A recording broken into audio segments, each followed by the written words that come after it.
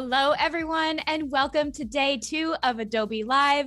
My name is Anna McNaught, and I will be your host today. And today I am joined again by Kat Willett, a fantastic illustrator. And we had so much fun yesterday going through all of her incredible work. Welcome, Kat. How are you doing today? Thanks, Anna. I'm doing great. How are you? I'm great. It's so good to be back here with you. I feel like we had such good energy and vibes back and forth yesterday. So I'm excited for day 2 and to be here with everyone in the chat. Welcome in, everyone. Nice to see you, Wade and Robert and Andreas and Steve. Welcome, everyone. Thanks for being here with us. Just a couple housekeeping things real quick. Don't forget to start your day with the Photoshop Creative Challenge hosted by my good friend Paul Tranny every weekday at 9 a.m. Pacific. And this week, the challenges will be all type related for 36 days of type. So that's a super fun project, especially if you're trying to increase your knowledge about typography. We were talking a little bit about that yesterday with illustrations and just always something to add into your workflow. So, Kat, let's go through a little intro about you because I know everyone really loved seeing your artwork yesterday, and I'd love to just go over that today and hear a little bit about your history and kind of what got you here. And I know you have some really incredible clients on your roster too, so maybe you could talk about that a little. Sure. Yeah. Thanks so much, Anna. And thanks everyone else for being here. I'm so excited. Like Anna mentioned, my name is Kat Willett. I'm an illustrator. I live here in Brooklyn, New York. I work on all different kinds of projects, sort of whatever comes my way. But I particularly love to do books and comics, and I do some editorial work. And I try to, make work that uplifts others and sends a positive message. And especially when it comes to sharing kind of unknown stories from history, I try to do my part and use my work to kind of celebrate people that deserve it. So yeah, here's a couple of drawings of mine. This is from a Women of Disco series that I'm doing. I'm going to be at Mocha Fest in April, which is an amazing illustration conference in New York City. I'm going to have some zines of these ladies, ABBA and Donna Summer, as well as some other amazing women of disco. Just a personal project I've been working on. But if you're in New York, check out Mocha. It's put on by the Society of Illustrators, and it's literally thousands of illustrators, multiple floors, so much amazing work. Super fun. Wow. And when did you say that is? That's April 1st and 2nd, maybe the 2nd and the 3rd. It's the first weekend in April. Coming right up. Yeah. And here's my first book, which it just went up for pre-order, Queen of Wands. It's about Pamela Coleman Smith. It's truly a dream come true project. But today we're keeping it simple, and we're continuing our work from yesterday, which is working on a coloring page. So I've been working in Adobe Fresco, which, if you're not familiar, it's an amazing drawing app from Adobe. It's super easy to use and intuitive. So this is a coloring page that I made last year on an Adobe live stream. You can see the coloring page on the right and the colored in version on the left. And yesterday we did our ink work together. And today I'm going to show you some coloring tools and really just kind of a stripped down basic version of Fresco to show you how you can make a beautiful piece of artwork without a lot of prior knowledge. Awesome. Yeah. I'm super excited. All right, so I'm going to go ahead and share my iPad so you can all follow along with me. And I'm curious for the chat, did any of you, were any of you able to download this? Are you going to be following along and coloring along, or just kind of learning today? Let us know. Yeah, I hope some of you are coloring along with me. Okay. Alrighty, you guys can see that, right? Yep, you're all set. All right, cool. So if you weren't here yesterday, basically, I went through the steps of taking a sketch and turning it into an ink drawing using Fresco. I'm making this coloring page, obviously, for our friends in the Ukraine, sending some, a message of love and peace. It's not much, but it's a little bit of solidarity. And And today I wanted to kind of go through the painting tools in Fresco and work on coloring this in together. And as I go, I would love input, you know, if you guys think there's a different color that might look better, or if you want me to try a certain brush and show you how it works, just let me know in the chat and I'm happy to kind of work with you together as we go. Perfect. That sounds good. Amazing. So yesterday I kind of made all of my elements of the drawing on different layers just in case we want to change the colors of the line work. Right now I'm going to keep it all black until we start to color it in, and then we'll experiment with changing the line work colors, but that's why I have so many layers here. So I have this new layer that I'm starting underneath all of the line work, and this is going to be a flat color layer. So I'm going to do kind of a mix of like flat colors and textured painting using some of the live brushes, which are absolutely amazing. So first I'm going to start with some flat color.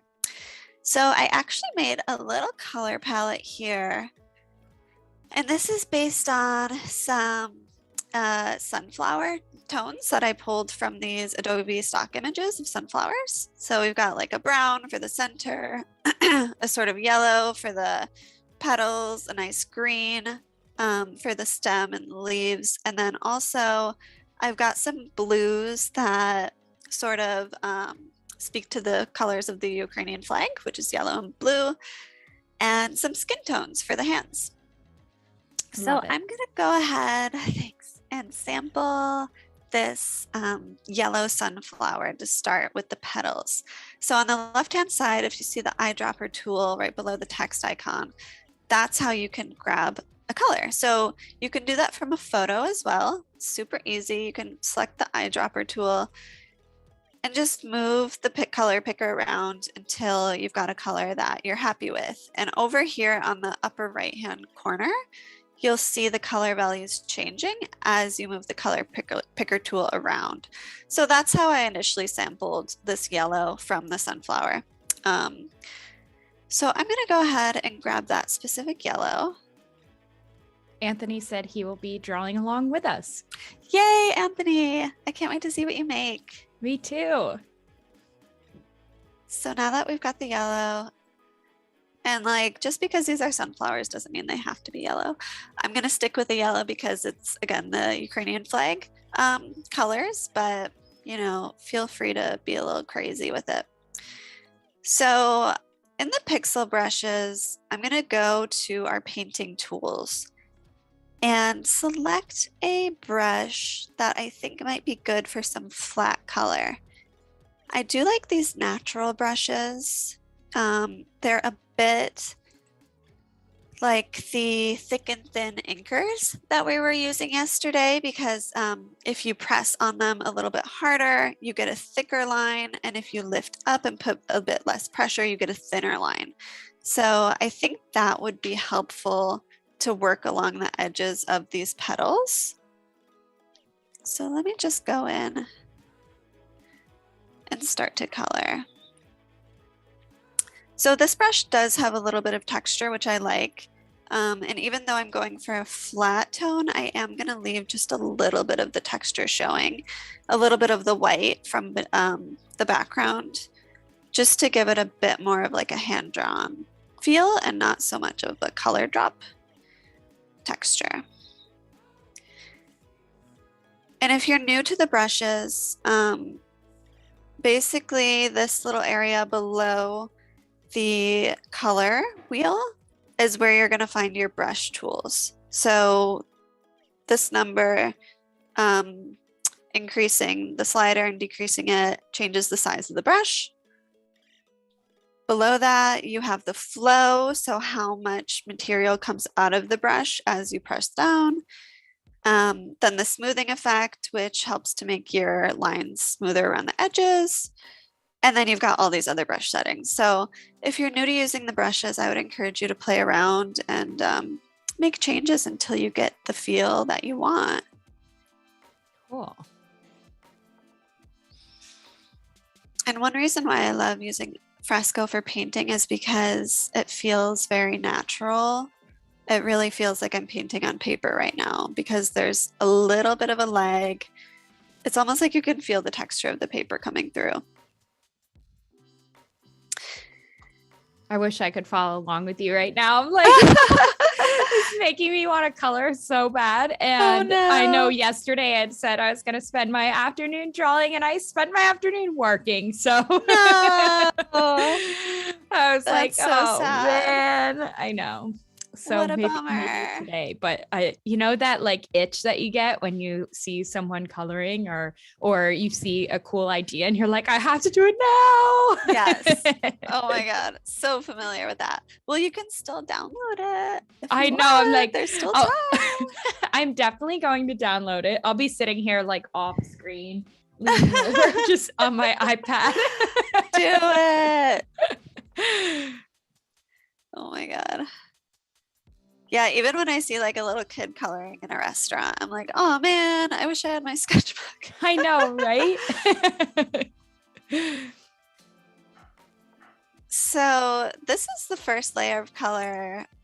So I'm not going to be too concerned about like, these areas where I'm sort of bleeding into where I'm coloring outside of the lines, because I know that my next layer is going to be the color for the middle of the sunflower, and that's going to be on top of this layer. So any mistakes or like areas where I've colored outside of the line, that's going to be covered up by the next color. So it's nice to kind of just plan in your head a little bit like how the colors are going to be arranged on the page, because that can make your life a little bit easier when it comes to like, knowing when you have to be super clean and precise and when you can have a little bit of leeway with it. Cool. So this is super basic, I'm just painting it in, and you can like select areas and fill in the color. But I wanted to show this for people who might be a little bit resistant to making digital work, because it can feel very different from traditional work. But this, these kind of techniques, they don't feel so different. Like I said, it feels like I'm painting on paper, which for me is very satisfying. Yeah, such a good feeling. Such a good feeling. Elizabeth said, I've been listening in the background while I work, but I love having more illustrators on the stream. I've been wanting to get into Fresco for so long. Thank you for being here with us, Elizabeth. This is probably a great intro then to Fresco. Yeah, give it a try. It's super fun. It's also very clean. Like I feel like some drawing apps, there are just so many bells and whistles that it's hard to kind of orient yourself when you open it up. And this interface is so clean. And if you've ever used, Photoshop or Illustrator, like a lot of the tools are the same. Yeah, it's really nice to have that cross tool similarity. Absolutely. It's like a language that you don't have to kind of relearn every time. Yeah. I know. I'm still trying to learn Illustrator and get more proficient in that. And I feel like some of the tools that I think should link up with Photoshop are semi-different. And I'm like, wait, how do I just change the size of my canvas? I know. I also don't know Illustrator very well, which is funny because people always assume that's what I use because I'm an illustrator. But yeah, it is so vast. I think that's the thing. There's so much you can do with it. I feel like it would take a lifetime to learn every functionality, I know. And it's funny because I feel like for us coming from a traditional art background, I don't know if this is true. Maybe it's just a generalization, but I feel like Illustrator is a bit harder, whereas like Photoshop and Fresco feel so natural to us because they are like that painting on paper feel. And like my brother, he loves Illustrator, but he comes from an architecture background. So it's like the thing with numbers, like he loves numbers. And I feel like Illustrator is all about getting those vectors perfectly sized and lined up and the properties and whatnot. Absolutely. And if you know what you're doing, I feel like it's It's so helpful. Yeah. But if you don't, it can be a little bit intense. Yeah. We should take the next, or like join the next live stream that's focused on Illustrator. I know. I always tell myself that I'm going to do it. And then the live streams come on and I'm like, oh, I have to do this other thing. Yeah. Excuses. Always excuses. I know Illustrator is really good for like patterns too. Like if you ever do surface design. I also like had a project where I was making a mural and I had to cut these massive stencils. And I like was able to set up the file in Illustrator, which kind of to your point is similar to like architecture. It's like you need to have these measurements and the curves, and it's great for stuff like that, but it's hard for me to just jump into and like make a piece of art. Yeah, I know, it's tough. It's tough. I used to use InDesign all the time too when I was working full-time as a graphic designer, and I have not opened the program for probably 5 years now. And yesterday I needed it for something and I'm like, I don't remember how to use it. Oh no. Yeah, if you don't use it, you lose it. I know. So it's like, oh my God. Because it is like a language. Yeah, it really is. I had to use InDesign to design my like thesis paper in grad school, and then I was like, I'm never going to use this again. I know. I was traumatized. Just many hours. Yeah. Did you use it for your book, or how did you lay your book out? No, so I was lucky enough to work with a publisher, so they did all the design, which was really nice. It's just like such a good feeling to just send off your artwork. Yeah. Like, goodbye. Yeah. Somebody who knows what they're doing better than I do is gonna make this look great. Totally. And did the publisher reach out to you, or was that something you were seeking for like a book deal? Yeah, so I actually wrote my thesis paper on Pamela Coleman Smith. So I'd had like a couple of years of research on, a couple of years spent like researching her, and I had all this information. And it was obviously like an academic paper. So I worked with an agent, a literary agent, to take that research and turn it into something more narrative. And then we created a proposal together, and she sent it out to a bunch of publishers. We got tons of rejections. So if anybody is like looking to get into publishing, that's so normal. It's such a part of the process. There's so many factors that go into like why a publisher would pick up a book or not. So just keep trying. And then eventually we found the perfect editor and the perfect publisher. It's Running Press. And they've just been like so amazing to work with. That is so cool. Yeah, I feel like that's always kind of the scary thing with like publishing or any big project with like that, because you end up being really scared of rejection and not wanting to. I mean, that's like one of the biggest areas of rejection that there is publishing, right? Oh, and totally. I could see how it would just be so nerve-wracking for people. Yeah, especially when you spend so much time on it, and it could be years, before something gets picked up.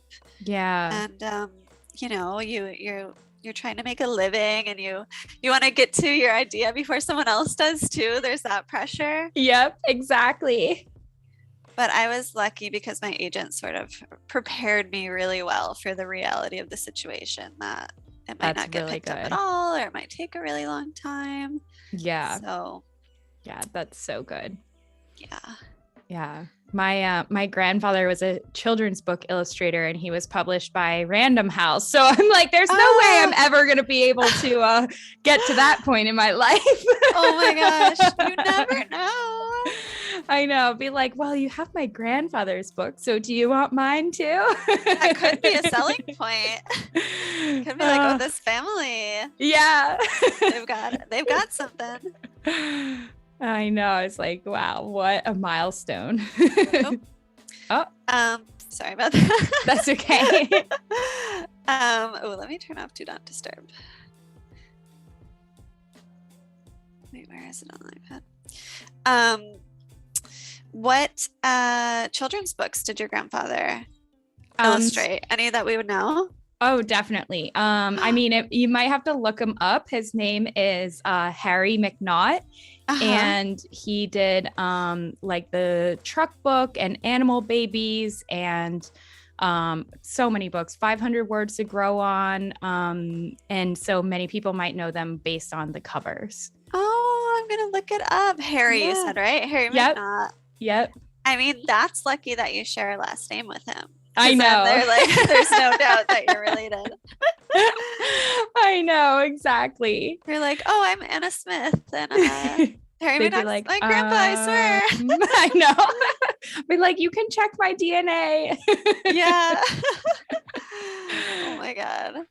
That's so cool, though. I feel like children's books, I would love to do a children's book. I feel like it's um, harder in a lot of Yeah. ways because you really have to like strip down your story, right? And Yeah. I think know like a kid. that's definitely a lifelong goal of mine to illustrate some sort of children's books or do it with like my photo work or something.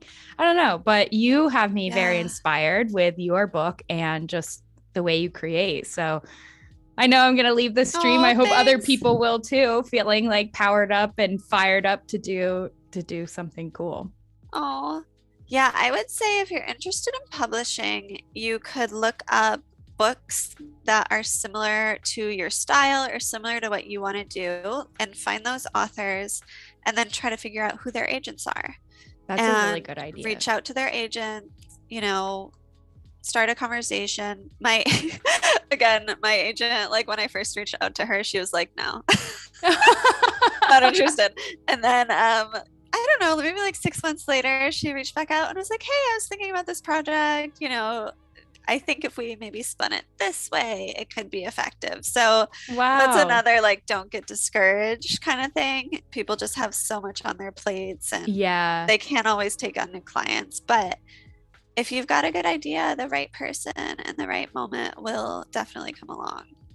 Such a good tip. Let's see. I think we had a couple questions in the chat. Where did it go? Anthony asked, what drew you into Fresco? He said, for me, it's working with both vector brush and raster brush. Yeah, vector brush and raster. I mean, having that option is really great. If you work in another drawing app, like I think Adobe Draw, don't quote me, but I don't think Adobe Draw has that option, and Procreate definitely doesn't. So having that functionality built in is really amazing. But honestly, I think that the painting tools are really, really nice. I love the painting brushes. We were talking about custom brushes yesterday, and I have a lot of custom brushes on other apps, but I don't on Fresco because I think the native brushes are just so good where I haven't Yeah. really, had a need for importing other styles yet. So I love that. I love how simple it is. Like we were saying, it's set up in a really similar way to Photoshop. So like if you know what the move tool looks like in Photoshop, you can find it in Fresco. So for me, it was really easy to just kind of dive in. Awesome. Yeah, and then Anthony also was wondering the brush you're using here. Can you just tell everyone again what it was? Oh yeah, so I'm using Natural Brush 1. So it's under, in the native brushes, under pixel brushes, it's under the painting category. And then if you scroll down toward the bottom, there's Natural Brush 1 and 2. They're both really similar, and I'm using Natural Brush 1. Perfect. You can also favorite brushes. I showed this yesterday, which I love because even brushes with like really generic names like this too, it's easy to forget which one you were using. Like Natural Brush is not a name that sticks in your mind, Right. But it'll be there in your favorites. And I think Perfect. that they have that in the vector brush. Oh no, they don't. At least I don't. So it's just under the pixel brushes. Cool. So I used like a slightly lighter color yellow for these sunflowers on the side just to create some depth. And I'm going to continue to fill them in. And then we're going to look at some of the live brushes. Sounds good. Elizabeth, Oh, Oh, go sorry. Go ahead. ahead. No, go ahead. Oh, she just said that she looked my grandfather up. Thank you for doing that. And yes, he has illustrated a lot of the Sesame Street books. So that's really cool too. I think he like partnered with some people on there and did like one illustration in the book was his. And I'm trying to kind of remember some of that. Oh, there's that live brush. It snuck in. A little sneak peek. It snuck in. That's so cool. I had so many of those Sesame Street books when I was a kid.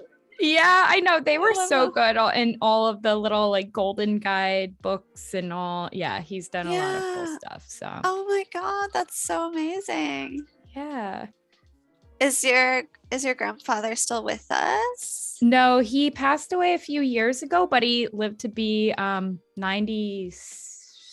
I believe. Wow. Like trying to remember now, but yeah, and was still like totally with it up until the last moment, and just like such a smart, witty guy, and was like reading in his Ames chair every single day. So I have that in my background here, and that's his chair. Yeah, and he would just sit there and read every single day because he got to the point, obviously, where he couldn't draw and create anymore. So then he switched to just reading and devouring novels and every sort of information. And I honestly think it's what kept him smart or sharp, I should say, not smart, sharp, until the day he died. So wow, that's so amazing. Yeah.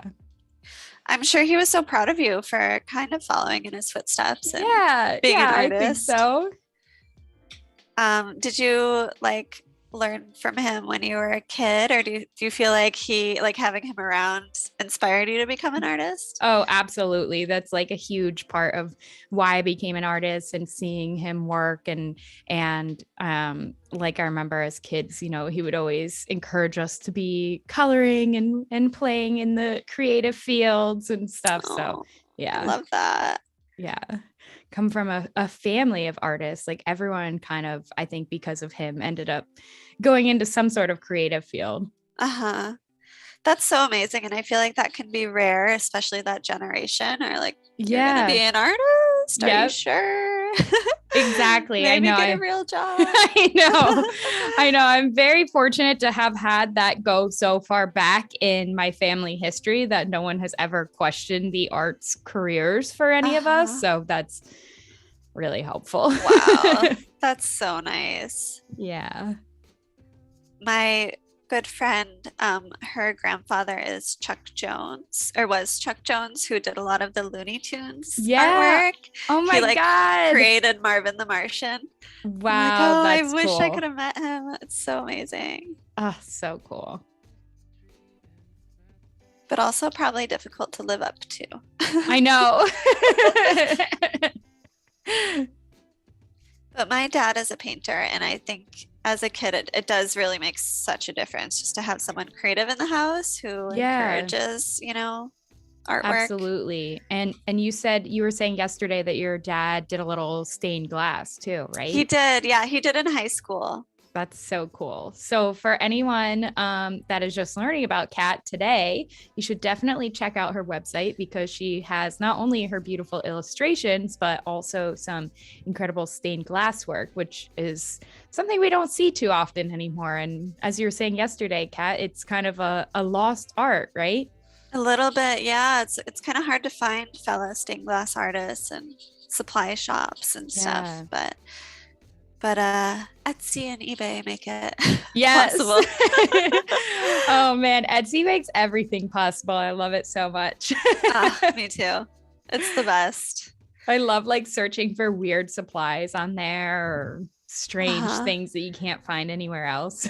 Anything you need. I mean, I'll just search for like stained glass scraps, and I'll find all kinds of cool stuff. Like there's someone out there selling their shards of glass because they know someone like me is gonna want it. Business idea. Yeah. So I'm gonna start using the live brushes now. So the live brushes are the second brush option down on the left hand panel. And there are watercolor brushes and oil brushes. And the reason why these are so cool, which I was demonstrating yesterday, but if you didn't see, is because they like interact with the paper, with themselves, with other brushes. As you can see, that's continuing to bleed into the paper even after I lift up my pencil. They're so cool. You should definitely experiment with them. And what I love is that, so this is getting kind of like out of control, right? You can go down to the layer, click on the layer settings, and then dry the layer, and that'll prevent it from bleeding out even more.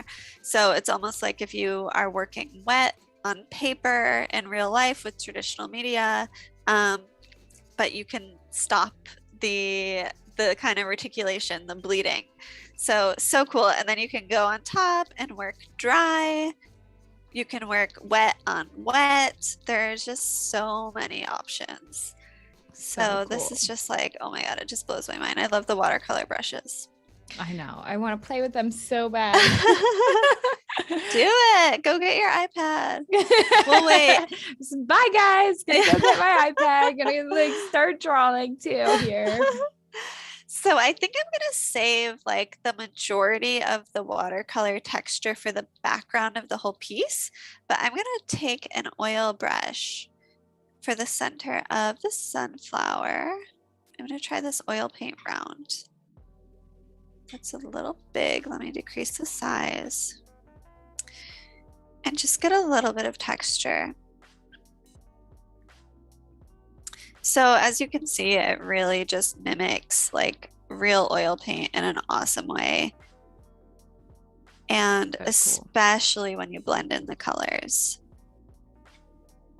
Yeah. So if I were to like come in here with a little bit of a darker brown, you can see how it just blends in like so lifelike.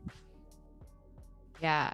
I love that. I think this one is much better than Procreate's oil paint because I've had so many issues with that, and this just like blends so nicely.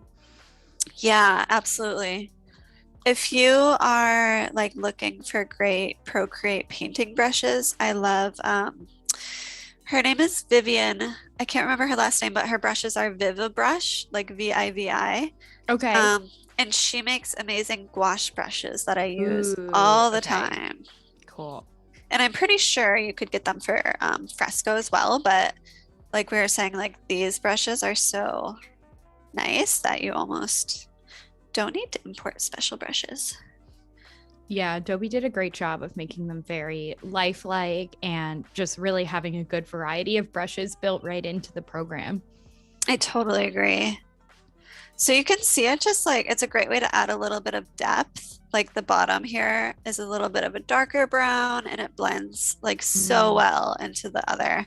Whereas sometimes, you know, especially in Procreate, it just looks like you're painting on top of the other color. Yeah. And it's hard to like blend it. Yeah. And then you have to use the blend tool in order to get it to kind of blur together. And sometimes it's a hassle.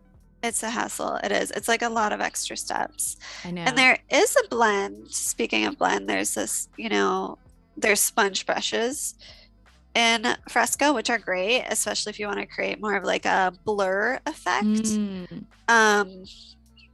But you don't really have to. You don't really have to in the sense of like if you just want to get a nice painty blend going on, you don't have to smudge it.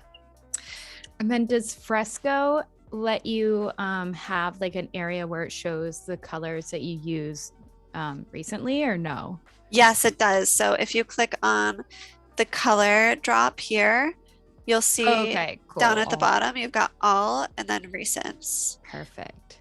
Oops, I just did it. So all, it's like Fresco colors, my library. So I was working on like a 90s nostalgia project. So I saved some of these 90s colors that I really liked in my library. So you can also like create color palettes and then save them here. And Fresco colors, you know, it comes with these themes, which are also pretty beautiful. Oh, cool. And then your recents is here on the right. So you can see all my recent colors, which is very handy. Awesome.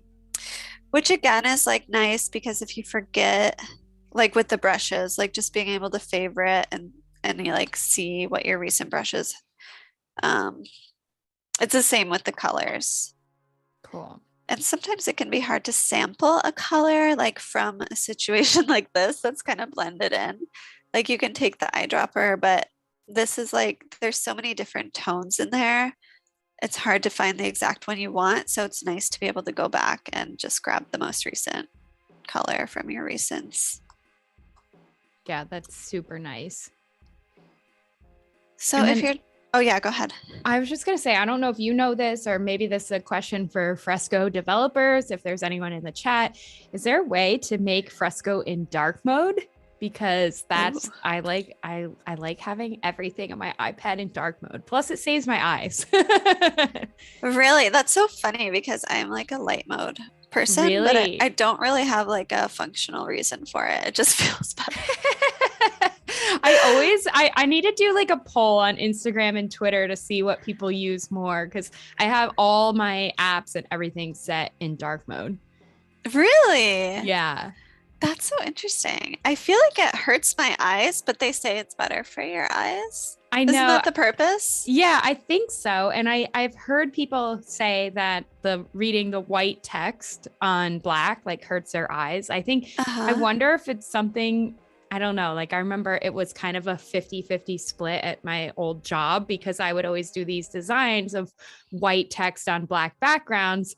And a couple of the bosses were like, no, we hate this. And other ones were like, yes, we love this. Oh my God. It's like such a divisive, situation. Yep. That's so funny. Totally.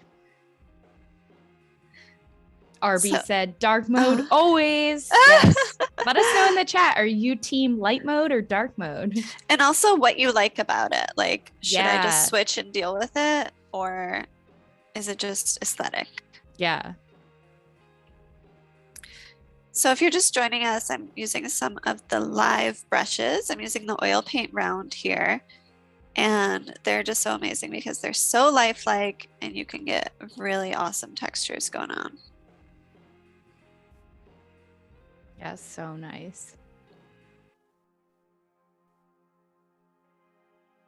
Oh, snap. Anthony said in Fresco, go to app settings, general appearance, and toggle from light to dark mode. Should we do it? App settings. General appearance. General? Oh, yeah. General appearance. Oh, scared. Well, now I can definitely use Fresco. Thank you for that, Anthony. Like, it just hurts me. I don't know. Well, this is good. We have a pro dark mode and a pro light mode, so we can see which one's best here. Yeah, sorry guys if this is like disturbing for you to watch it in light mode. But I gotta be a light mode advocate. So funny. Let's see. Of course, there's an option. I know. Go on top of it. Elizabeth said, most times I'm in dark mode, other times I'm in light mode. For example, dark mode on Discord and YouTube, but light mode on Behance and Slack. Interesting. Huh. Yeah, I have light mode on Behance too, and then light mode on YouTube, but dark mode on Discord and Slack. Interesting. And then, is there a reason? I don't know. I feel like I can't do YouTube in dark mode. I don't know why. It makes no sense. Wade said there's been studies that shown it's easier to read dark text on light backgrounds, but I prefer dark mode 85% of the time. Interesting. Yeah, my eye doctor told me like to be careful about drawing on my iPad in the dark, or not even just in the dark, but when the iPad is like the brightest thing in the room, right? Because it strains your eyes. So after the sun goes down, like decrease the brightness on my screen. Yeah. And I feel like that's what dark mode feels like to me. I know. I like it's too bright. I guess I could totally see that. And I know like the iPhone and iPad have the setting to like after a certain time of night, you can make it warm and like put it into evening mode. But then the only problem, if you're drawing, you can't see the true color. Like I've done work at night, and then the next day looked at it in its natural tone, and it looks so weird. Wrong. Yeah. Totally. Like, I have an app called Flux for my laptop that like automatically changes the warmth and gets rid of that blue light toward the end of the day. Oh, but cool. I don't do that on my iPad because I can't see. Yeah. The three colors, like you said. Yeah. I just suffer. Yeah, this is interesting. Anthony said dark mode for me brings out my contrast in my colors, which is actually a really interesting point because I feel the same way. And like with my darker tones and the pops of like blue and pink and everything, having a dark background around my art makes it like really pop. So that maybe makes that's a lot why. Of sense. Yeah. Like you can see it better against the dark. Yeah. So funny. We sparked a whole debate now. Well, I'm glad like people have preferences. It's so interesting. I wonder if part of it is like just the way your individual vision works. I know. And if it is, more comfortable for some people and, easier to see colors for some people than it is for others. Yeah. Yeah. Very interesting. Well, I'm just so excited to switch my Fresco to dark mode and start using it more often. I've been like, I can't use it. It's in light mode. Yeah, now you have no excuse. I know. No excuses. I also like my eye doctor told me that there's no truth to this, but I have very light colored eyes and I feel like I am sensitive to the sun. Like I always have to wear sunglasses. Me too. And they said there's no like correlation between eye color and like sensitivity, but I don't know. I have very sensitive eyes and it feels like the whites of dark mode are just too bright. Yeah. Against the black. I could see that. But you have light eyes too, right? You have blue eyes? Yep. Yeah, so see, the theory doesn't stand. I know. Although I'm the same outside, like I can't do anything without sunglasses. Even on a cloudy day, I end up wearing sunglasses. Same. Because I'm like, I can't see anything. Yeah, me too. Interesting. So I need to do a survey. Yeah, we got to figure this out. I'm very prone to like migraines too. Like if it's too bright in my room in the morning, like I could wake up with a migraine. So migraines are no fun. They're no fun. So I'm going to move to the center of the flower. I think we're going to do more of like this dark green and maybe mix it with some brown.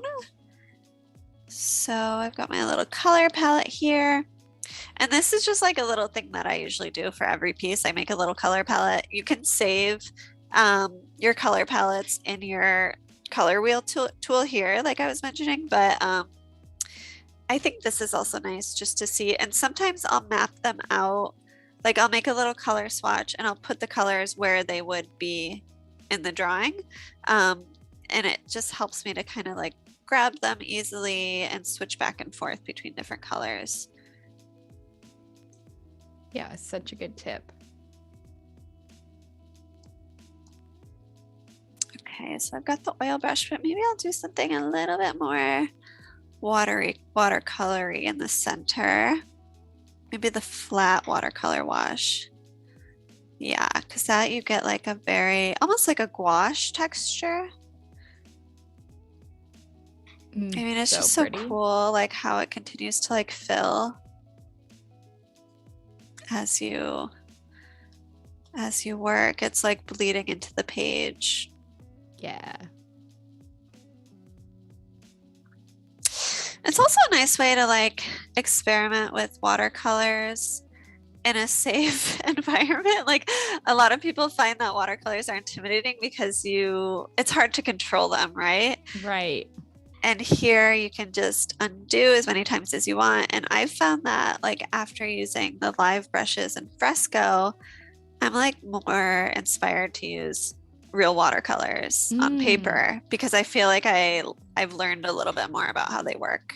That's awesome. Yeah, I feel like that's such a good tip to kind of when you're first getting started and first wanting to experiment with watercolors, like, sorry, I had to adjust my headphones. Using it in Fresco to kind of, see how they react, and then taking that newfound bravery and putting it to paper. Yeah, absolutely. So I'm taking a little bit of the dark brown, adding it into the center, and because it's that watercolor washi brush, it's kind of bleeding out in a really natural way. So I don't even have to worry about going back in and blending it because it's just sort of doing it on its own. So nice. I'm gonna make the center one a little bit darker. All right. So now we can move into the leaves and stems. I'm going to go back to that dark green, see how it looks. It might be a bit too dark for the stems, but we can check. And because, again, this is just like thinking about the order of your colors and how they're going to appear, the stem here is behind the petals in space. So I'm going to make sure I put this color underneath the yellow color for the petals. And this I'm going to go back to a flat color, so not a live brush. I'm going to go back to that natural brush I was using to begin with. Increase the size.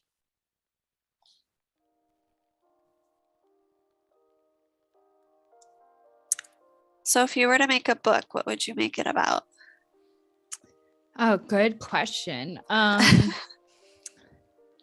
mean, like I was saying earlier, I would definitely love to do some sort of children's book. And I think using some of my photos, kind of creating like a story through them of something like super whimsical, with butterflies, of course, in the universe, stars, moons. I don't know. I need to kind of think about it, but I can see exactly what it would look like, but I would need to like plan what the story is. Huh? Oh, that's such a cool idea. I could really see your work lending itself well to children's books because it's so like magical and surreal. And I don't see a lot of like photographic children's books. So I know. It could be like a very unique style. I know. And I almost have like, I've thought of the idea too of using like the Photoshop art that I do as the background, and then continuing to get better at drawing. And then whoever the little character is in the book, whether it's a human or like some sort of space human or something, would be drawn throughout the scenes. Oh, that's such a cool idea. So it'd be a mix of illustration and photos. Yeah. I think that's kind of like ideally the route I would want to go in. Uh-huh. Yes, I was looking back at my shelf. The book is called The Boy Who Spoke to the Earth, and that's all illustrations, and it's Chris Burkard wrote it, and I'm like a huge fan of him, and I can't see from here who illustrated it, but it's absolutely beautiful paintings and so whimsical and such a beautiful story.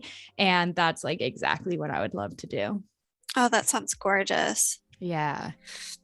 You could always work with a writer too to develop the story if you aren't sure. I know, that would be awesome.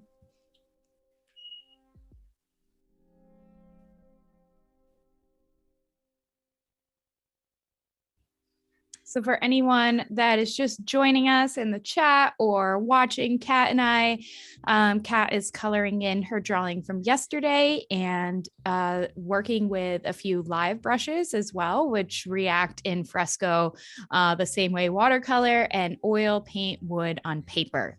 So if you're just joining over on YouTube, be sure to come join us on behance.net/Adobe Live and join in on the chat. And you'll be able to find the link to download the artwork in there so that you can follow along or ask Kat any questions as she works. If you are new to Fresco or have been working for a long time, maybe Kat can give you some extra advice. Yeah, thanks for joining, guys.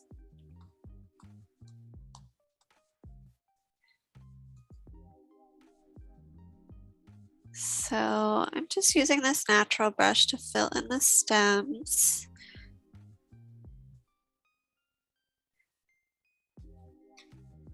Oops.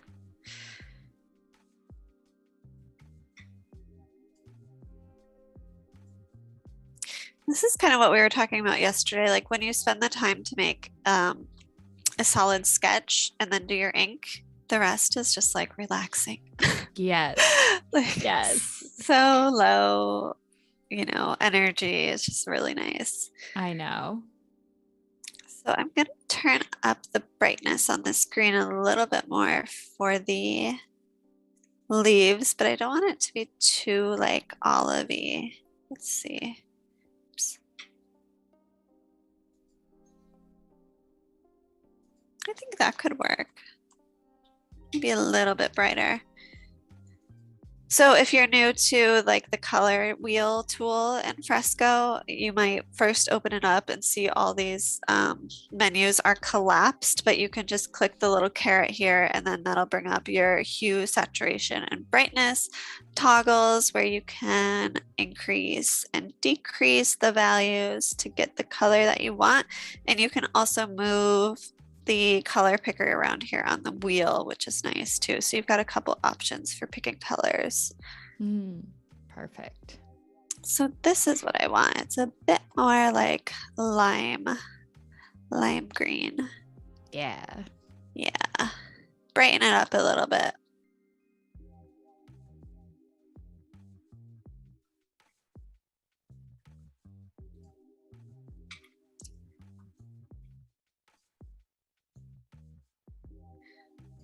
And then I think I'm going to go in and make this like seam in the middle of the leaf, this dark green. So luckily I put all my layers on a separate, or I put all my elements on separate layers. So I'm just going to select this line work and drop the color into that line.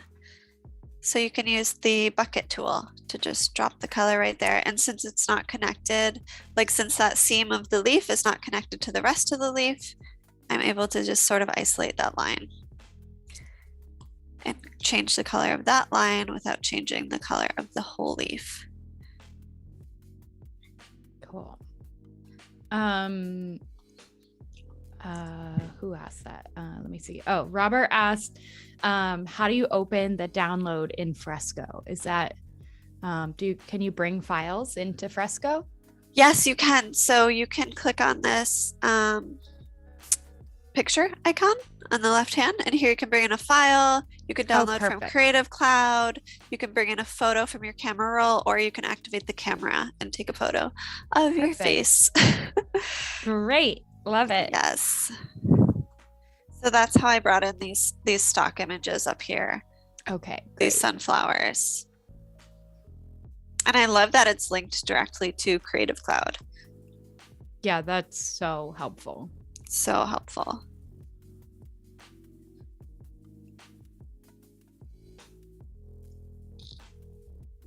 I feel like with Fresco, like it came out a little bit later than some of the other drawing apps, but they were like just waiting to see what the pain points would be. Yeah. And then like coming up with a solution for them. I know. It's really good.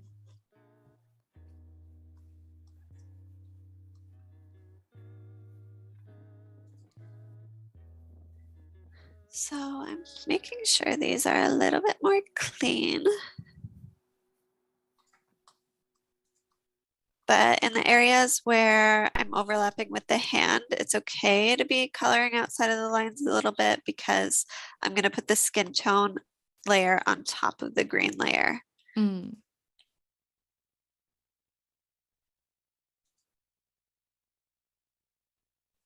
And again, we were talking about like using color drop, not using color drop. You can, of course, just drop your colors in to your shapes, into your line work if you've got an enclosed shape.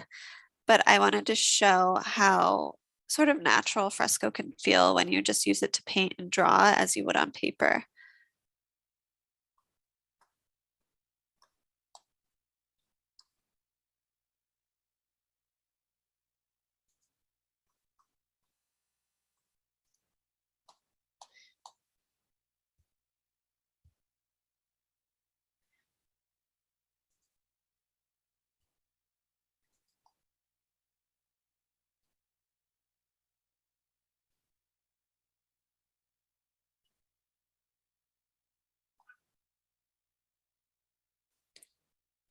So relaxing.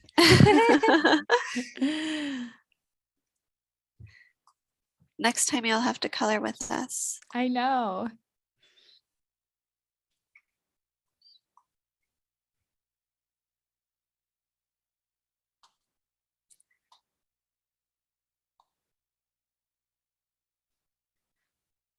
All right, almost done with the leaves.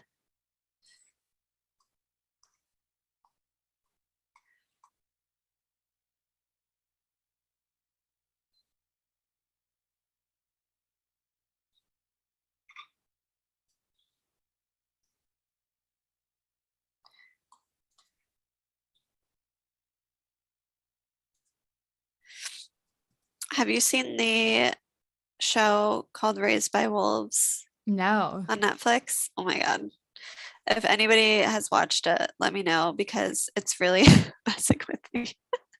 It's really creepy. It's really amazing. It's done by Ridley Scott. The directing is beautiful. The Okay. sets are beautiful, but it's like very intense.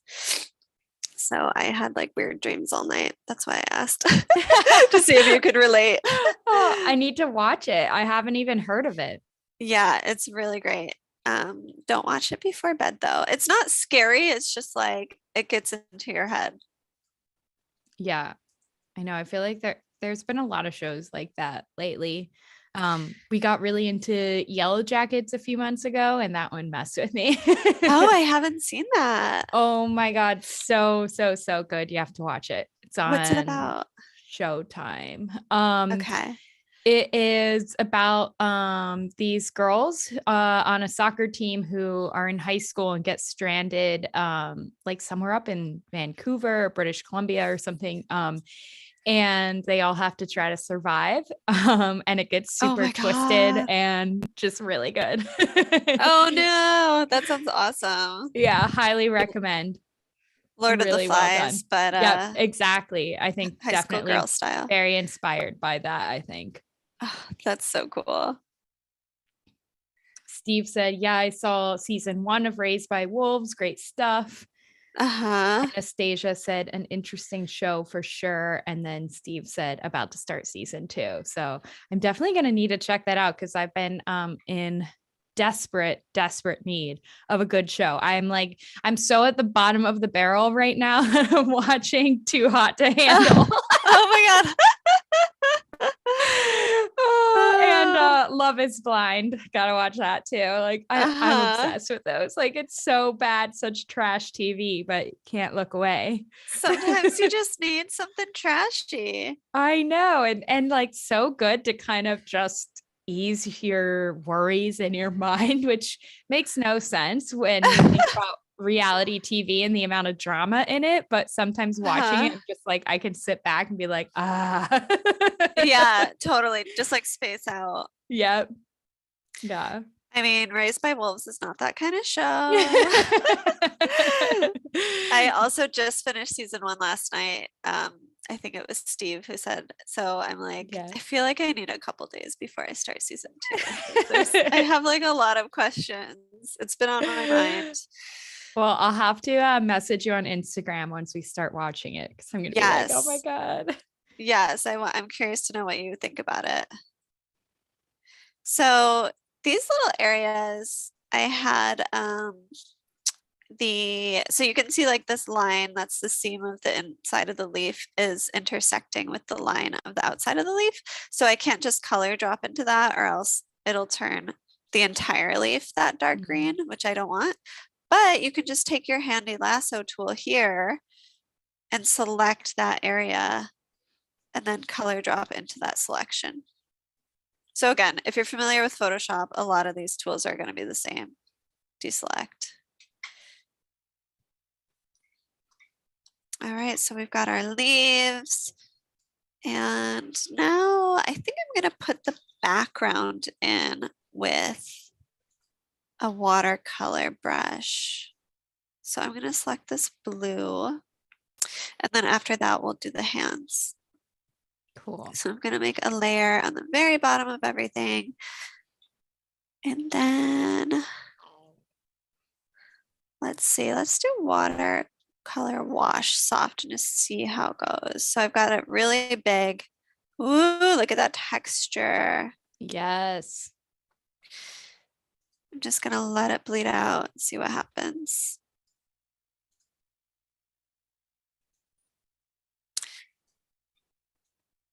And then I think I'm going to go in and like erase around the border to get a clean line, but you'll still have the texture within the border. Oh, so Something like cool. that. It's just like so satisfying.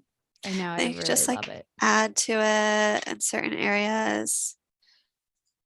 But now I don't want it to blend anymore. So I'm going to go to the layer and dry the layer to kind of keep it how it is.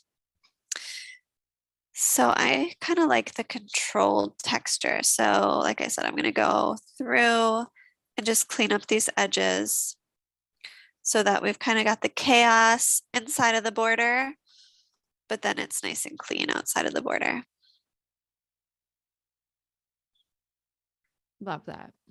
And the eraser tool is super cool too, because you can like use a textured eraser. You know, you can make the brush a gritty brush and then erase with that texture, depending on what you're going for. You know, you can make clouds using the eraser as kind of a subtractive tool. Oh, yeah. So yeah, I mean, that's so nice because with watercolor in real life, it's always hard to add white back in unless you're using like a paint marker or some sort of acrylic paint on top of your watercolor. So this is a nice feature to be able to erase that. Exactly. Exactly. It'd be cool if they had live brushes for the eraser, but I guess you could just go in with white. Yeah, true. But then I wonder how that would react. Yeah, it'd be cool to just kind of, I know.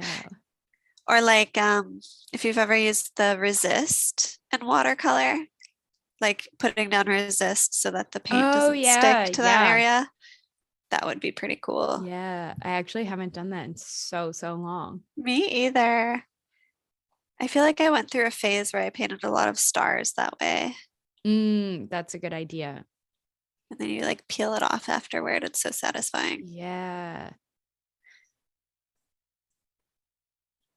At the beginning of, when was it? I guess before the pandemic, like beginning of 2020 in January, I started a challenge of one watercolor per day.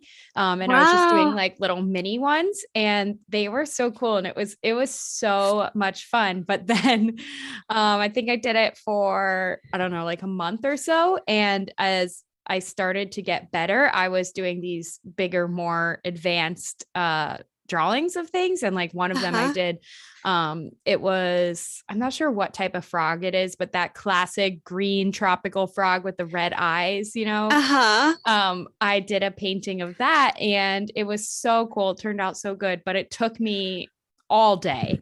And I'm like, I can't do this daily challenge if it's going to take me 8 hours. Yeah. And so I quickly burned out on it and stopped doing it, which was really sad. And then like you would think with the pandemic, it would have been a great time to paint. But then I got involved in like doing house things and taking care of the long laundry list of chores that I was putting off, and then didn't get back to painting. And I really need to get back into it. Oh, bummer. How long did you make it though? I think it was about a month. That's pretty good. Yeah. Definitely for a year-long challenge, a month was like kind of sad, but I do feel like a month of doing anything is still a big accomplishment in today's world where we're bombarded with so many things all the time. Absolutely. And I feel like a painting every day for a year is a very ambitious goal. So you shouldn't feel bad about not being able to maintain that. I know. I should have done like once a week or something. Yeah. Oh my God. Yeah, that's a lot. But still, so if you have like around 30 paintings, that's a lot. That's pretty good. Yeah. And like I said, at first it was, I said, okay, I'm doing these 15-minute sketches and then brief watercolor on them and just kind of like trying to use it as a way to keep myself learning and fresh. And then, it just got more and more advanced. And I was like, I'm going to spend an hour on this. Then I'm going to spend 5 hours on this to the point where I'm like, I can't do this anymore. You got too into it. You had to reel yourself back. Oh man. Exactly. I don't blame you though. Painting is so fun when you just give yourself the time to do it. I know. That's why I couldn't stop. You created a monster. Yep. I know. I mean, even iPad art, I get so sucked into it. I'm like, just spend an hour every day. You'll be good. And then I'm like, Yeah. Totally. Oh my God. I can't like watch a show anymore without like doing something at the same time. Exactly. It's like a curse. It's a blessing and a curse. I know. That's another thing with like Raised by Wolves. I'll like draw while I'm watching it. And then I'm like, wait, I missed it. What happened? Because it's like so intense. You have to pay attention. I know. I think that's probably why I started watching reality shows, was because I was doing so many little projects while watching TV that I was like, I need something that I don't have to actually watch. Yes. That's what The Office is good for. Oh, so true. It's like so mindless and entertaining. Yeah.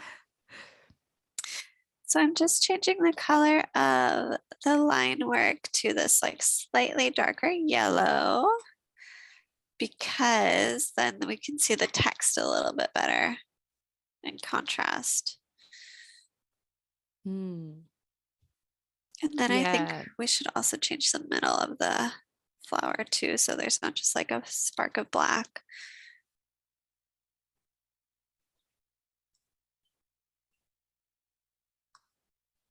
So do you click on the layer and then just fill the line work with the paint bucket?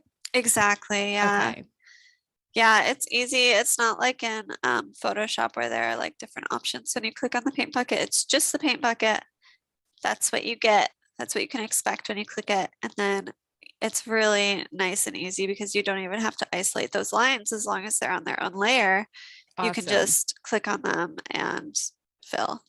Oops, not like that. You have to be on the right layer, like this.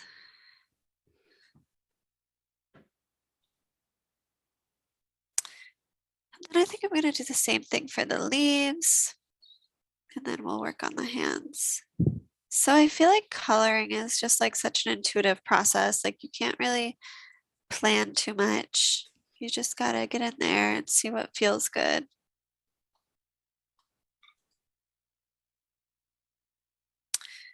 So I'm going to pick this same color, use the paint bucket tool to drop it in.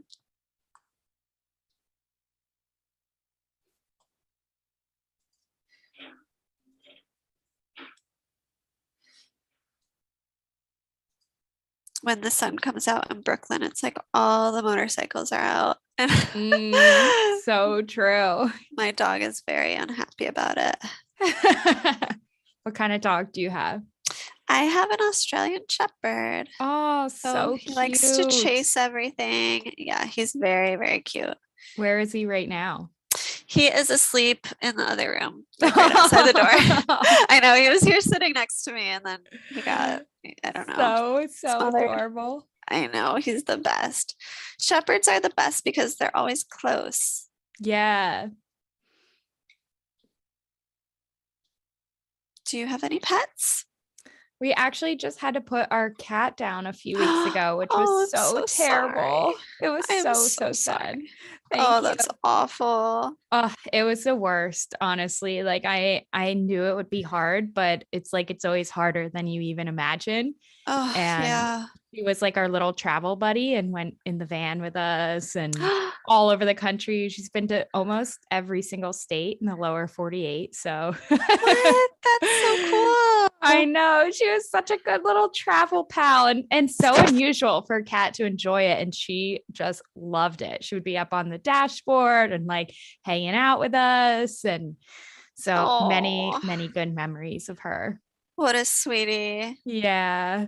At least you can be sure that she had like an amazing life. Oh, absolutely. And she lived a long, good life. And yeah, we rescued her when we lived in LA and then brought her back across the country with us. And that was like her first trip and she did really well and she really enjoyed it. And so we're like, okay, let's travel full time with her. And yeah, she did great.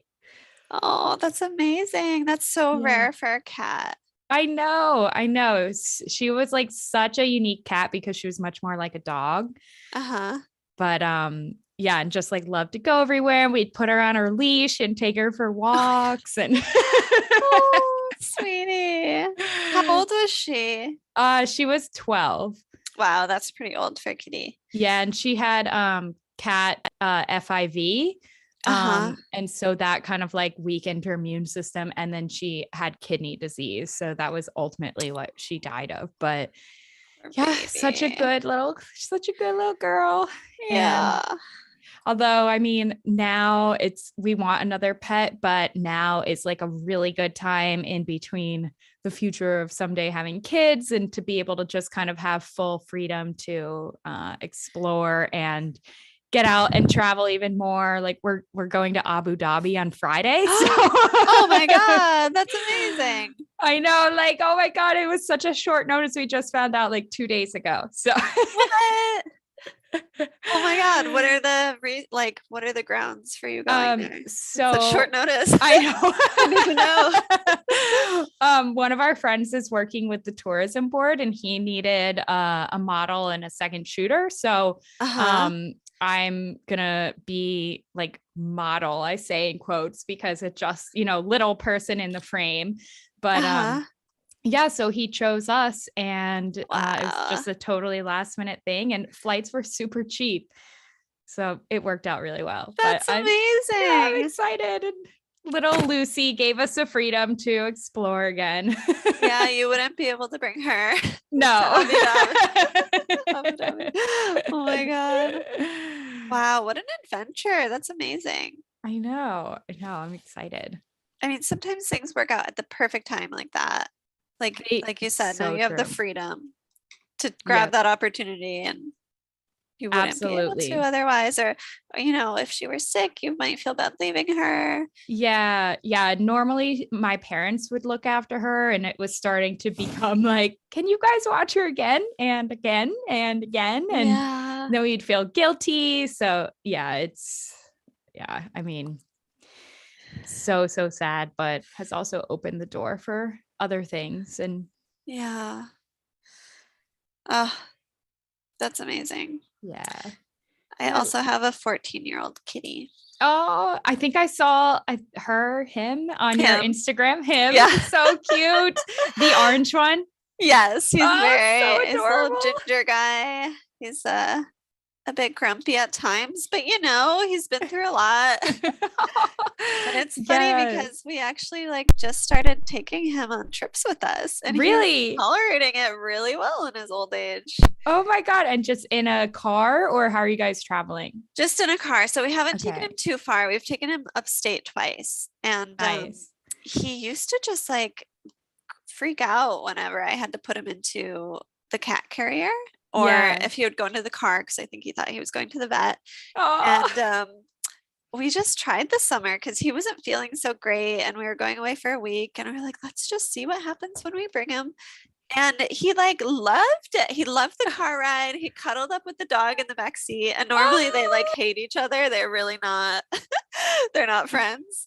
And they were like snuggling the whole time for the full Oh 4-hour my drive. God. It was amazing. And then he was like walking around outside, like going out, into the backyard of our little Airbnb by himself, of his own free will, like exploring. And it made me really happy. Oh my God, that makes me so happy and warms my heart so much. He's the best. I love that he was snuggling up with the dog. It's like he was like, well, I mean, it's you or me, dude. Like you and me, we have to get through this together. Exactly. I feel like he was kind of like, maybe, okay, if he's here, it can't be that bad. Right. Like, I guess we're not going to the vet if the dog's here, because you guys take him on adventures all the time and not me. Yeah. So yeah. It was best case scenario. Oh my God, that's so adorable. And the dog was just so happy because he tries to cuddle with the cat all the time, and the cat is not having it. Oh, animals are just the best. They're just the best. I just love them so much. I know, me too. I can't wait to get another one once we settle down again. It's like, yeah, the right time will come, as they say. They find you. Absolutely. Yeah. Especially if you get another rescue. I know. You just have to, wait for the right baby to come on. Oh, I know. We have all these random outdoor cats around our house because there was like a stray litter, but then our next door neighbors started feeding them and like made a little shelter for them. And so now we have like 15 cats that just live here around the house. And luckily they don't really get into anything, but at first we were like, oh God, this is so bad. There's like cats everywhere. And we didn't want Lucy to get out and get in a fight with them. And yeah, you never know, but it worked out. Yeah, it worked out well. So that's amazing. Yeah. My friend just got certified for like catching and releasing stray cats. So like she'll catch them, get them like neutered or spayed, and then release them back into the colony. Because I guess it's like, it's, fine to have stray cats as long as they're not just like repopulating and getting sick. So yeah, I'm like, wow, that's a whole nother level. I know. She's dedicated. Yeah.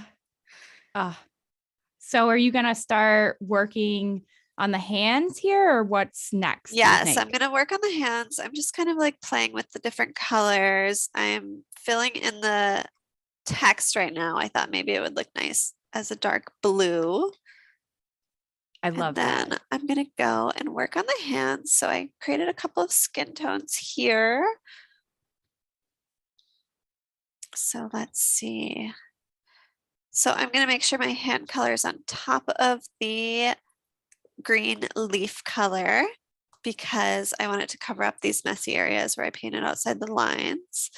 And I'm going to go with the natural brush for this too, and give it a little bit of a flat look. A little bit of texture, but mostly flat. Yeah, that looks good. Just kind of fill it in. I'm going to come back and fill in the nail color too. I wonder, anybody who's like coloring along with us, have you finished? Yeah, let us know if you finish your design, or if you're kind of coloring along with Kat and just starting the hands, or if you're working on something else. And I don't know if there's any way to show what people are working on, but maybe you could post it in your Instagram story and tag Kat. We'd love to kind of create some sort of like two-way design here. That would be super fun. Yeah, I want to see.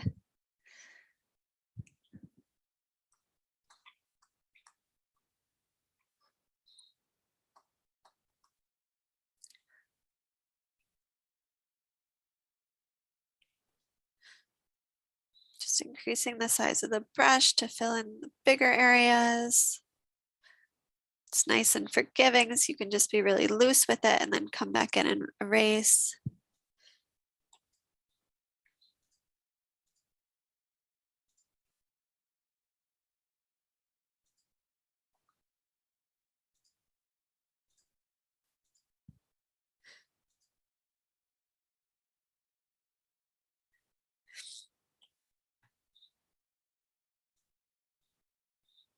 And I might end up making the brown of the sunflowers a little bit more golden. So we have a little bit of a brighter feel here, but I haven't decided yet. Yeah, I feel like a lot of these color choices probably come kind of spur of the moment, right?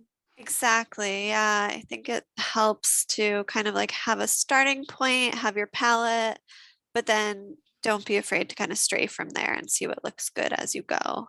Cool. And do you always have kind of a starting color palette planned out, or do you sometimes kind of just wing it? Yeah, not always. I usually do, but not always. Especially if it's a personal piece, I'll be a little bit more free with it. If it's a client piece, I'll often like share the color palette with my sketch when I send it to them so that they can sort of envision what it will look like in the end. And then in that case, I stay pretty true to, the original color palette. But when Right. it's a personal piece, I like to kind of play a bit more. Awesome.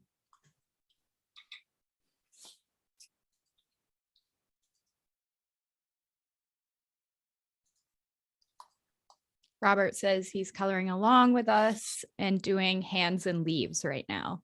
Yay.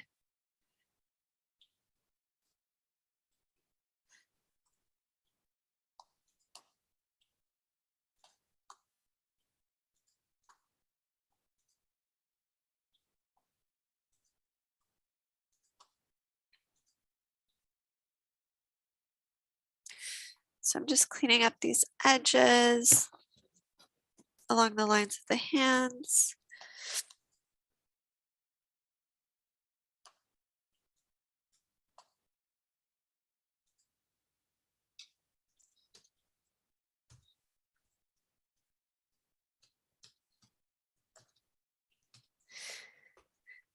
And if you want to download the coloring page later, like if you don't have time right now, you want to do it later, it's available on my website for free and also on Behance.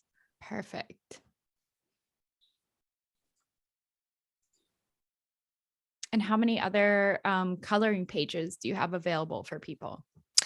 I think I have like 5 right now. Okay. Yeah, I Awesome. need to update them because they're all from at least a couple months ago. Some are from last year. But yeah, if you go to my website, there's a section. They're all for free. I think it's just a nice way to kind of share work and connect with other people. Yeah, I love that you do that. I started during the pandemic because I was like, oh, what could be a comfort for somebody? I don't have a lot to give, but maybe I can. Yeah. Oh, that's so maybe I can nice. share. So this is a situation where I'm going to change the color because it looks like I liked the skin tone, but now against the blue, it looks really pinky. Mm. So I'm going to go in and maybe desaturate a little bit, make it less orange, which is just going to take a bit of trial and error to get it right. And sometimes I'll do like this, like, so that's the original. Let me desaturate a little bit and then go next to it to see. Oh, yeah. So I feel like normally this would be too light and pastel-y, but because it's against the blue, it might work a little bit better. It's a little really pale. A little bit pale, just like me right now. Peak March. Yep. White skin. Wade was wondering if you have a way for everyone to share your work where you'll see it. You could always tag me. You could always put it in your story on Instagram and tag me. I believe there's like a comment section on Behance where you can comment on a project, right? And then you Oh could yeah. share your image there. So I have the coloring page uploaded as a separate project on my Behance. So check that out and see if there's a way where you can leave a comment. Okay, And cool. then everybody else could see it too. Thanks, Wade. I would love to see what you guys make. He said, asking for a friend, but I think he's following along with us. Is it for you? Wade's coloring with us today. Yay.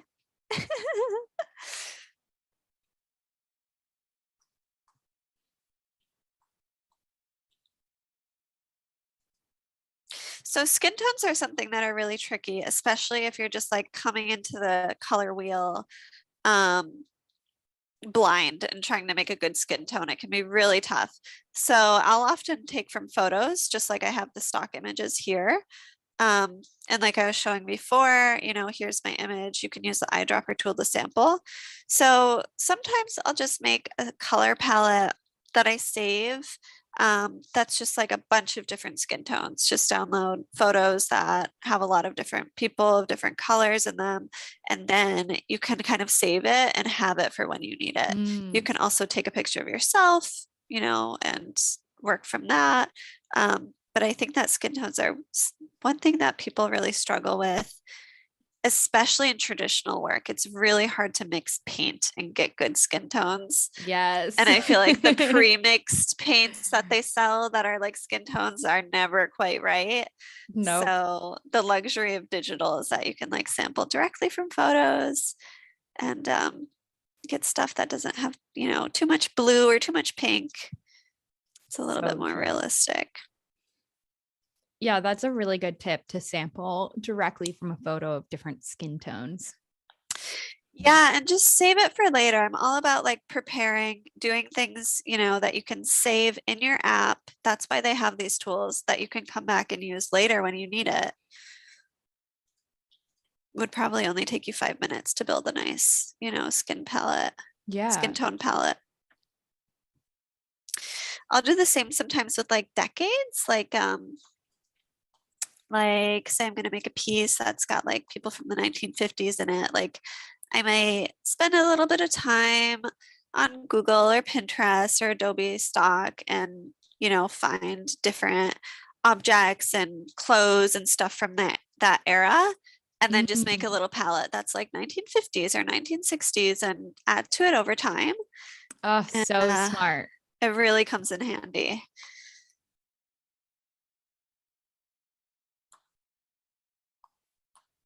Also hair can be tricky too. Yes. Yeah, like getting those perfect hair tones so it doesn't look too orangey or like purpley. It's really hard. Totally. I find blonde really difficult. Yeah. It's always like too yellow or too white. Yep. All right, so we are going to do our last hand here. So I made this little palette just for this piece where I put some skin tones.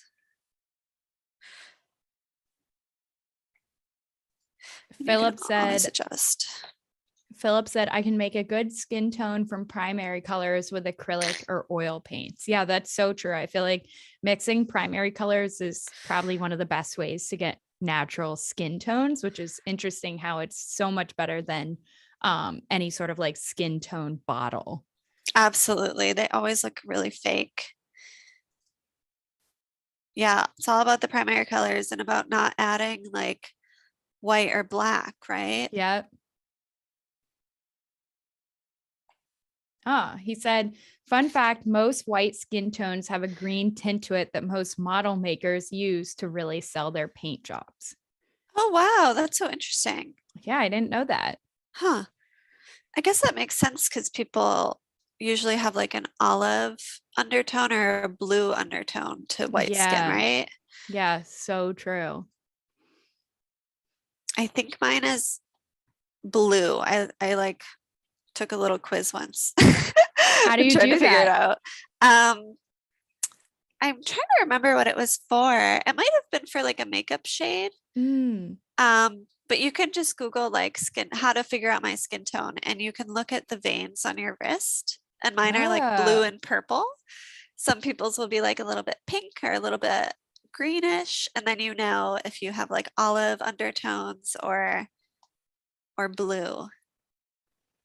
that's so interesting. Yeah. Mine look pretty blue. All right. You're like me. Which is funny. It's like you're literally so pale that you I know. your skin is blue.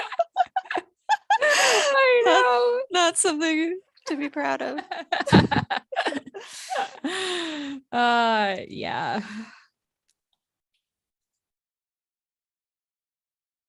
But after your trip on Friday, maybe you won't be so blue. I know. Come back with some color. Yeah. So when you feel like you are at a good stopping point or pausing point, we can jump right into the artist spotlight. Amazing. I'll finish up this hand. We'll do the artist spotlight, and then we'll come back and do some shadows if we have time, Perfect. and the fingernails. Yeah, that sounds good. And while you're coloring that in, just want to give everyone a reminder that if you want to submit yourself or a friend for the artist spotlight, you can click the tab in the chat that says artist spotlight. And hopefully you will end up here on Adobe Live showing off your beautiful work to the world. Yes, do it. We want to see your work. Yes. Everyone's looking at their veins now. Oh my God. Yeah, it's a good little test. And also some like certain colors, like clothing, look better on, certain skin tones. So it can come in handy to Yes. find out what your skin tone is. So true.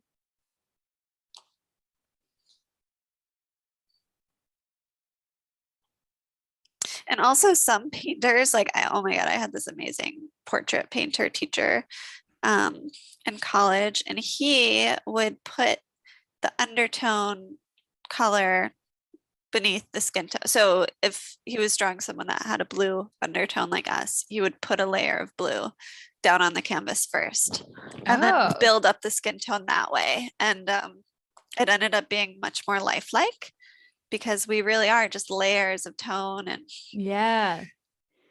So color. interesting. It's not just one color, one flat color. Yeah. And you end up having like different like tones of that color. Like I can see just even right now, like lighter here, darker. Exactly. It's not all flat. Yeah. Wade also said a good practical way to see your skin tone is to take a neutral white paper, cut out a square, and put that paper against your skin. Now you can see that tone against the paper white. Oh, cool. That is such a good tip.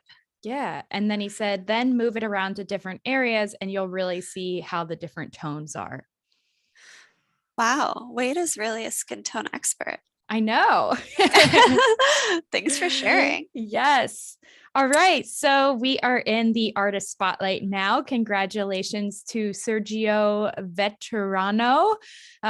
Hopefully saying your name semi-okay here, but congratulations. Thank you for being our artist this week. And it looks like you have some absolutely gorgeous pen work. I'm very excited to go through this. So yeah, Kat, feel free to scroll through and click on whatever intrigues you, and we can just talk about why we think this is awesome.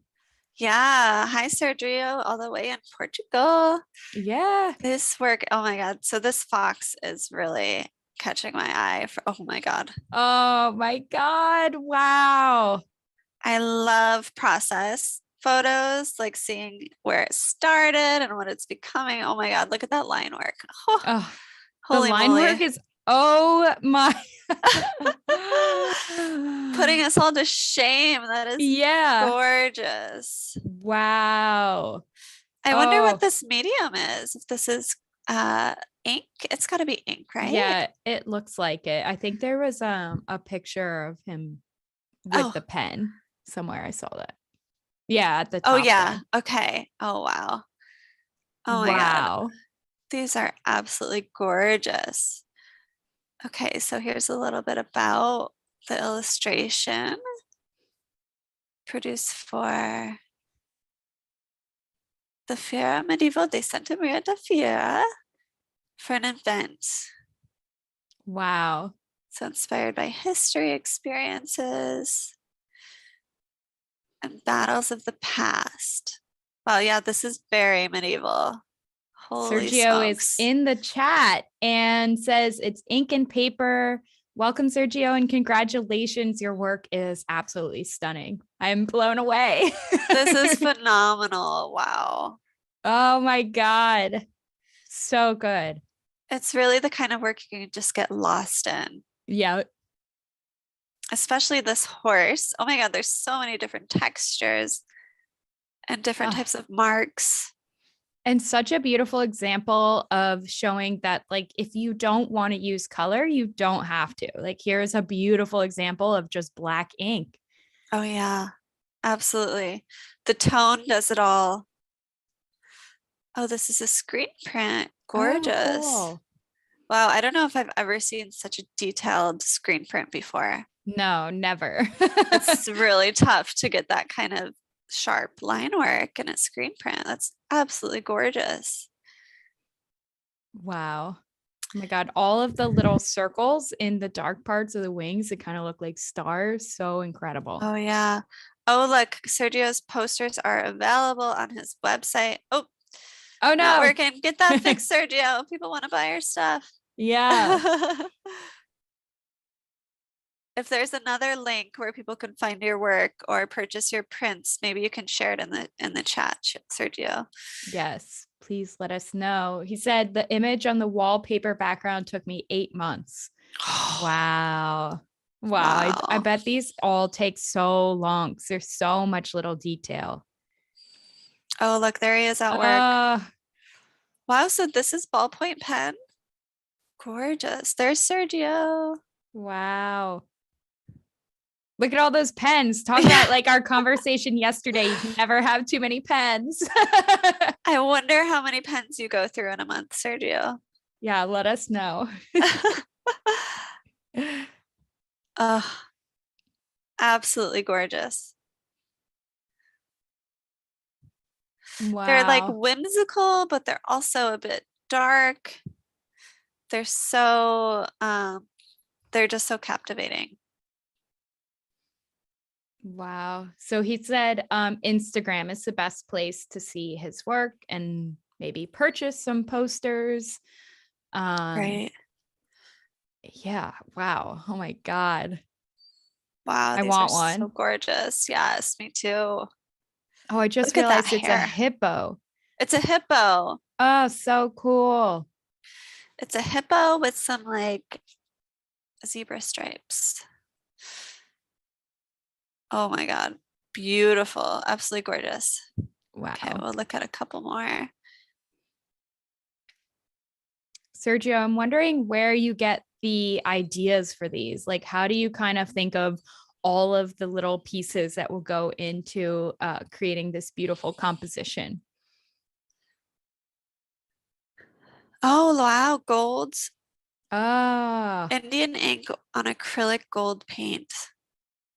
wow. That is gorgeous. Oh, here's his Instagram. It's just at Sergio Veterano. All right, guys, check it out. Okay, let's check out one more. Oh, look, this is a different style. Oh, wow, yeah. You can really do everything. Wow. And does it say how this was made? Oh, it's a cover. Oh, so cool. Beautiful. Does it say? No, I wonder, is this digital, Sergio?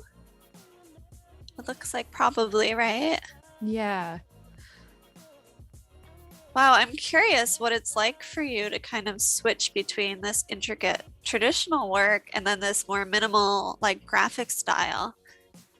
I know, it's such a huge difference. Such a huge difference. Trying to find his Instagram. Awesome. Oh, I love the gymnastic. Wow, so cool. Okay, it's hard to stop looking at this one. I know. Okay, you can really see the progression of him getting better too. Like those ones lower down are so much less detailed than the newer ones, and it's just so cool to see. Oh, absolutely. Yeah, these ones are a bit more like pattern based. Yeah. Still so cool though. Wow. Still so cool. Wow. Congratulations, Sergio. Your work is absolutely gorgeous. Yes. Thank you so much for sharing your portfolio with us today. And congratulations. Especially this fox. Just had to look at the fox one more time. It looks soft. Like I want to touch it. The texture of the fur. It's so cool. And look at like there's crystals in there. I'm a huge fan of anything with crystals. So that's amazing. And like the little wispy plants. So beautiful. So beautiful. I wonder if you've ever seen Aubrey Beardsley's work, Sergio. It's old. I think he was around in the 1800s. British illustrator. Really beautiful ink work. All right, I'm gonna go back to my iPad so we can finish this up. So it's the one piece that was the more graphic style and color. It was in Illustrator. Oh, cool. Yeah. Amazing. Wow, I wonder what it's like to be a person that can do everything. I know. Must be amazing. So cool. Okay, I'm gonna go ahead and try to finish this up.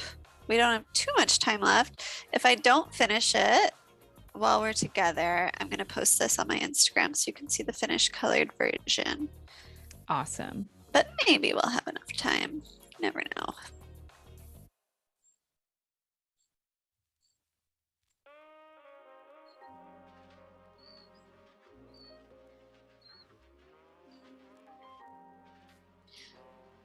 So I'm just going back in with the pixel brush now, which is flat color, as opposed to the live brushes, which gave us this amazing watercolor texture in the background.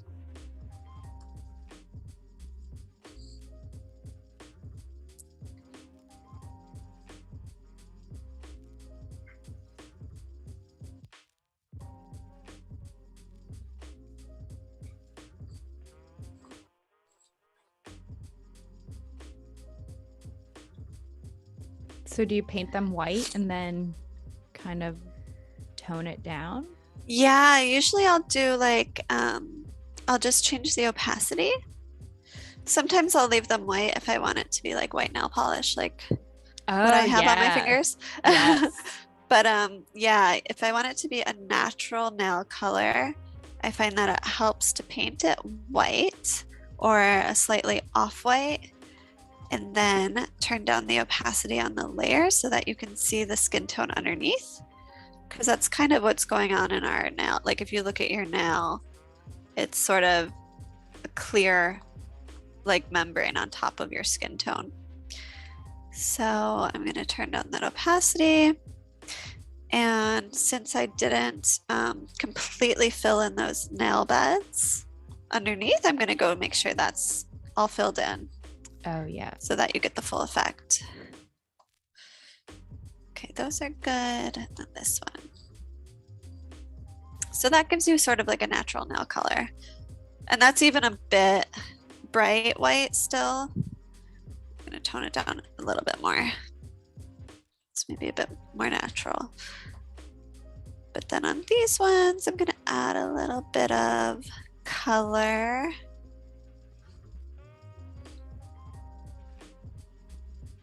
Maybe a little bit of pink. Always put it on a separate layer in case I want to change the color later.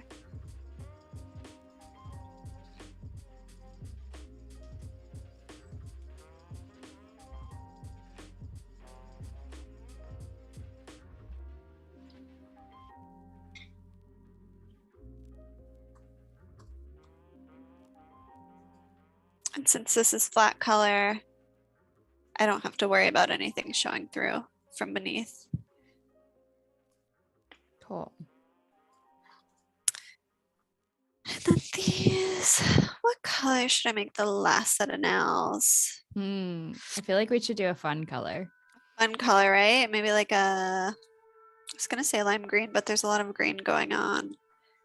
Could do, let's see, what would complement the piece? Maybe an orange? Yeah, That's that would like be good. burnt orange.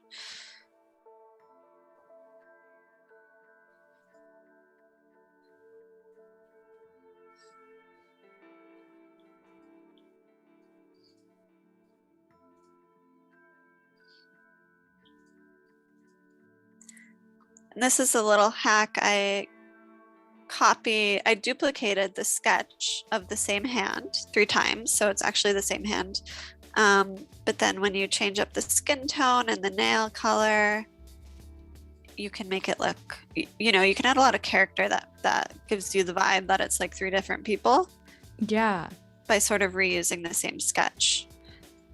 And I think that when you, and you know, we were talking yesterday about what my teacher said to like ink with text, like draw with a ruler, sketch with a ruler, but then ink freehand. I think it goes the same for stuff like this, because when you ink freehand to trace the lines of the hand, they're all going to come out a little bit different. So some might appear a little bit thinner, a little bit thicker, and then you have some, you know, natural characteristics showing through. So I'm going to change the color of the border to match the text. Just use this the bucket tool to drop that in. And now I'm going to add shadow. So I like to do my shadow layers beneath the line work, on top of the skin tone, beneath the line work. So in the case of the hands, I'm going to go ahead and use this dark blue color, and I'm going to grab a brush that's a little bit smoother. I think the hard round variable that we used yesterday to do the line work would be a good solution, just to make it a bit clean and smooth. So I'm going to go ahead and add a shadow, add shadows where I think there would be shadows. And you can of course look at your references here to get a realistic vision of where the shadows would be. And then I'm going to take the layer, make sure you clicked on the right layer, click these 3 dot icons to get to the layer properties. And I'm just going to decrease the opacity. And that's like a nice quick way to make a shadow layer. That's not a straight black, you know, it's actually a dark blue, but when you decrease the opacity, it helps it to sort of blend into the color layers. So I'm going to go in and add some shadow where I think it would be. One finger is shadowing the other finger, adding in some shadow at the creases. And you can also do your highlights this way too. So picking maybe like a bright yellow or a bright pink, depending on the color palette that you're using. And then just toning down the opacity a little bit so it's not so like stark. And then I want to create a lot of depth. So I'm gonna make sure I have the shadow from one hand, you know, this hand on top is shadowing the hand behind it. And that gives you the sense that you have like multiple hands in space interacting with each other. Yeah, that looks so good. And this is fun, like in my disco series, I'll put a little bit of like noise effect on the shadow layer to give it a little bit of texture, make it look a little bit sparkly. You could do a little color burn on it. You could do the shadow with these amazing comic brushes. So you could do a little bit of a halftone shadow vibe here. which is really fun and nice. But I'm going to go ahead and continue with the hard round variable and just get like a clean shadow layer. And of course it makes it more believable. Like if this hand is holding a flower, then the stem would probably be making a slight shadow onto the hand. Gives you a little bit of a little bit more depth. I always love seeing the shadow and highlight process.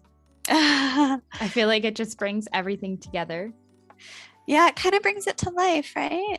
Yeah.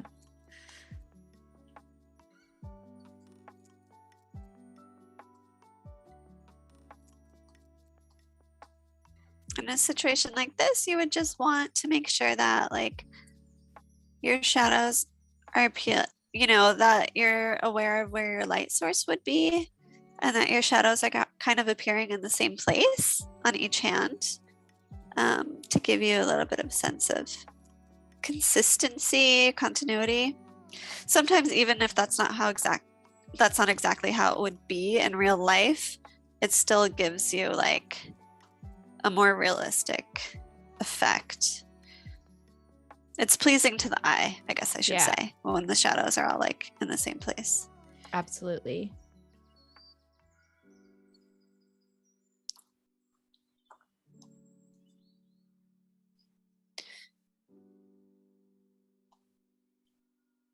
I'm gonna erase where it's crossing over.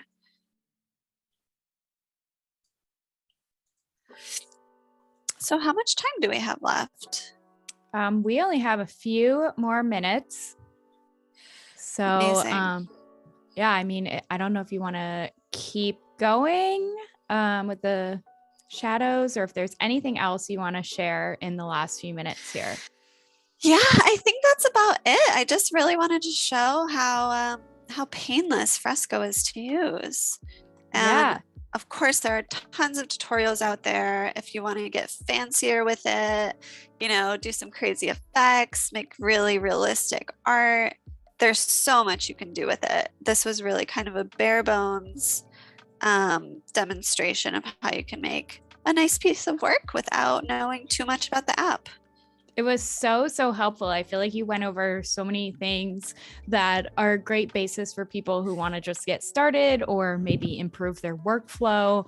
The live brushes were so cool. And then really the shadows is just, it's so entertaining even for me to just watch. I'm like, oh, that's a good placement of it. And that's always a very, very helpful tip. So thank you. Amazing. No problem. Thank you, everybody, for having me. I really hope you guys got something out of it. And I also learned a lot from you guys, too. Yeah, I know. Yeah, had some great conversations here, through some tips about life and different things. And absolutely.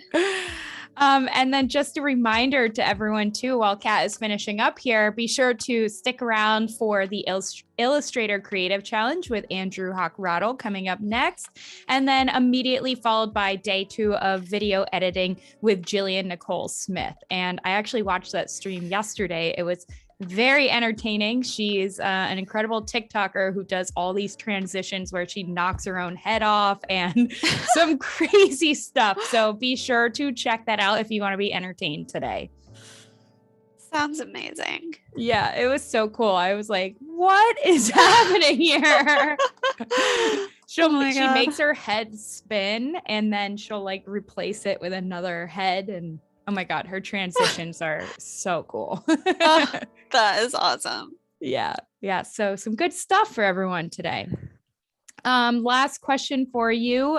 What is the opacity of the brush that right there, you can see it. 16 is the opacity. Yeah, so the brush is at full opacity, but I turned on the opacity of the layer to 16. I find that like under 20% is usually a good spot for the layer opacity to be for shadows, but feel free to play around with it.